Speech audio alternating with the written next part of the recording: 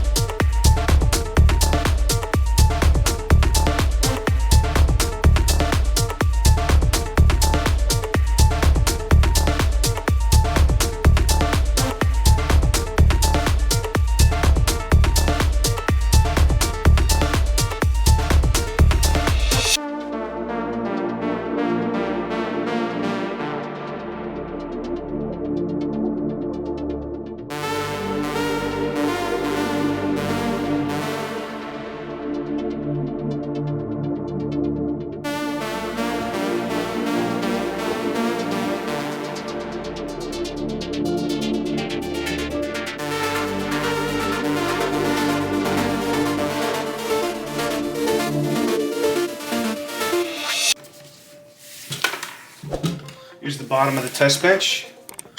Simple 650 watt power supply. I'm gonna have the fan facing up because for obvious reasons. And here's the 24 pin and the 8 pin. I don't need VGA yet because this has integrated graphics. I just want to see if I can get to the BIOS.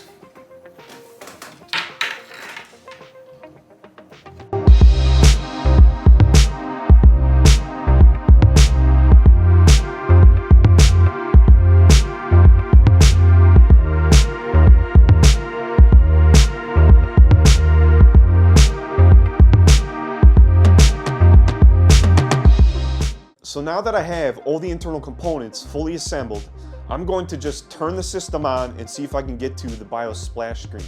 Once I do that, I will know that the motherboard is properly working because I'm able to get to that splash screen.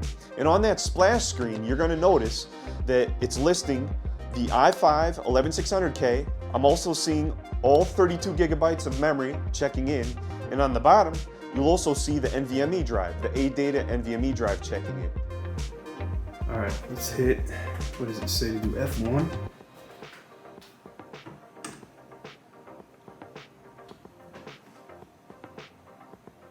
All right, I'm in the BIOS. What do we got for idle temps? CPU temperature 29C, I'll take that. Right there, 29C. One thing to note is that if you're seeing idle temperatures upwards about 40 to 50 degrees Celsius and you have a decently good CPU cooler, you might just want to reinstall the CPU cooler to see if it'll actually seat better above the IHS. And by doing that, you may find that you get better idle temperatures. Now that we know all of the internal components are checking in properly, the next thing I'm gonna do is update the BIOS, because this is a newer platform And I want to make sure that when I go to enable XMP to make sure that the memory controller is running the memory at its rated speed, updating the BIOS is going to ensure the compatibility that will make that happen. Alright Systematics, this is the last thing I'm going to have you change. We're back into the BIOS and we're just looking at the memory configuration. We're going to see right here that we have the two team group modules and they're only running at 2400 megahertz. So what we want to do is we want to tell that memory controller, hey, I don't want to run at 2400 megahertz. I want to run at the memory's rated speed of 3200 megahertz. So what we're going to do next is go into advanced mode by hitting F7 on the lower right hand corner for this ASUS motherboard.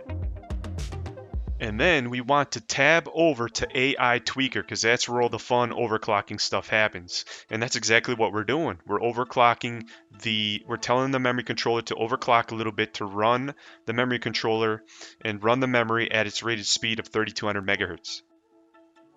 So now we have the AI overclock tuner. We're just going to go ahead and select that.